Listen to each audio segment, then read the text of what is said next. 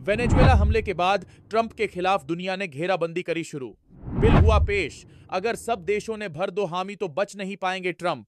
Venezuela पर अमेरिकी हमले के बाद अब पूरी दुनिया डोनाल्ड ट्रंप के खिलाफ खड़ी होती दिख रही है। जी हां, आपने बिल्कुल सही सुना। यह कोई मामूली सैन्य कार्रवाई नहीं थी। यह एक संप्रभु देश पर सीधा हमला था और अब इसके जवाब में वैश्विक घेराबंदी की शुरुआत हो चुकी है। शुक्रवार और शनिवार की दरमियानी रात वेनेजुएला की राजधानी काराकस अचानक धमाकों से कांप उठी। एक के बाद एक इतने जोरदार धमाके हुए कि लोगों के घरों की खिड़कियां हिल गईं। कई इलाकों में बिजली गुल हो गई और दहशत में लोग सड़कों पर निकल आए। वीडियो सामने आए जहां जलती इमारतें दिखीं, आसमान में फाइटर जेट्स उड़ते नजर आए। एसोसिएटेड प्रेस के मुताबिक कम से कम 7 धमाके दर्ज किए गए और तभी दुनिया समझ गई कि यह कोई सामान्य घटना नहीं, यह एक सैन्य हमला था। और इस हमले के कुछ ही घंटे बाद डोनाल्ड ट्रंप ने ऐसा दावा कर दिया जिसने पूरी दुनिया को हिला दिया।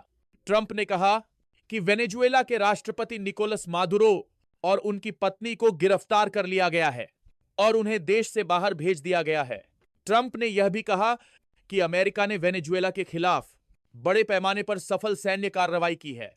अमेरिकी मीडिया ने अज्ञात अधिकारियों के हवाले से यह दावा भी कर दिया कि काराकस में हुए हमलों में अमेरिकी सेना सीधे तौर पर शामिल थी, लेकिन इसके तुरंत बाद वेनेजुएला सरकार ने अमेरिका पर गंभीर सैन्य आक्रमण का आरोप लगाया और ट्रंप के सभी दावों को चुनौती दे दी। वेनेजुएला की उपराष्ट्रपति सरकारी टीवी पर आईं और उन्होंने साफ कहा कि राष्ट्रपति मादुरो और उनकी पत्नी फिलहाल लापता हैं और अमेरिका को उनके जीवित होने के प्रमाण तुरंत सार्वजनिक करने चाहिए। इसके बाद वेनेजुएला के रक्षा मंत्री एक्शन मोड में आ गए। पूरे देश में सैन्य बलों की तैनाती कर दी गई, इमरजेंसी लागू कर दी गई और साफ शब्दों में कहा गया कि अमेरिका के सामने ना तो सरेंडर होगा और ना ही कोई बातचीत। उन्होंने ऐलान किया कि अमेरिका ने हमला जरूर किया है, लेकिन वेनेजुएला को कभी काबू में नहीं कर पाएगा। और इसी बीच दुनिया के बड़े देशों की प्रतिक्रिया आनी शुरू हो गई। सबसे पहले रूस के विदेश मंत्रालय ने अमेरिका की इस कार्रवाई को सशस्त्र हमला बताया और कहा कि यह अंतर्राष्ट्रीय कानून का सीधा उल्लंघन है। रूस ने साफ कहा कि इन हमलों को सही ठहराने के लिए जो बहाने दिए जा रहे हैं वह पूरी तरह बेबुनियाद हैं। रूस ने वेनेजुएला के लोगों के साथ अपनी एकजुटता भी जताई।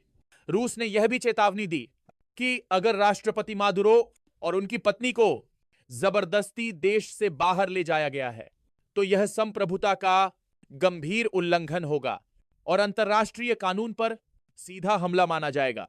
इसके बाद ईरान मैदान में आया। ईरान के विदेश मंत्रालय ने अमेरिका के इस हमले को राष्ट्रीय संप्रभुता और क्षेत्रीय अखंडता का खुला उल्लंघन बताया। ईरान ने कहा कि यह हमला संयुक्त राष्ट्र चार्टर और अंतर्राष्ट्रीय कानून के मूल सिद्धांतों के खिलाफ है और जो भी देश शांति और कानून की बात करता है उसे इसकी तुरंत और खुलकर निंदा करनी चाहिए। ईरान ने चेतावनी दी कि ऐसे हमले पूरी वैश्विक व्यवस्था को कमजोर कर देंगे और अंतर्राष्ट्रीय सिस्टम टूटने की कगार पर पहुंच सकता है।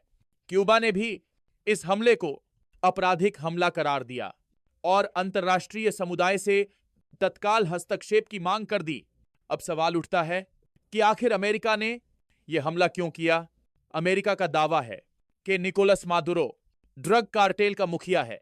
अमेरिकी अटॉर्नी जनरल के मुताबिक मादुरो और उनकी पत्नी पर ड्रग तस्करी, आतंकवाद, कोकीन आयात, मशीन गन और विनाशकारी हथियार रखने जैसे गंभीर आरोप हैं। रिपब्लिकन सेनेटर ने दावा किया कि मादुरो को गिरफ्तारी वारंट के तहत अमेरिका लाया जाएगा और वहां उन पर आपराधिक मुकदमा चलेगा, लेकिन मादुरो ने इन सभी आरोपों को सिरे से खारिज कर दिया और साफ कहा कि वॉशिंगटन असल में उन्हें सत्ता से हटाना चाहता है। मादुरो का कहना है कि वेनेजुएला के पास दुनिया का सबसे बड़ा तेल भंडार है और यही वजह है कि अमेरिका की नजर वेनेजुएला पर है। यानी साफ है, यह लड़ाई कानून की नहीं, तेल की है, सत्ता की है और वर्चस्व की है। अब हालात ऐसे बन चुके हैं जहां सैन्य तैनाती, गिरफ्तारी के दावे और अंतर्राष्ट्रीय निंदा सब एक साथ चल रहे हैं। सवाल सिर्फ इतना है, क्या यह तनाव कूटनीति से थमेगा या दुनिया एक नई जंग के मुहाने पर खड़ी हो चुकी है? आपकी राय क्या है? कमेंट में जरूर बताइए और ऐसी ही देश दुनिया की तेज तर्रार खबरों के लिए देखते रहिए जय हिंद।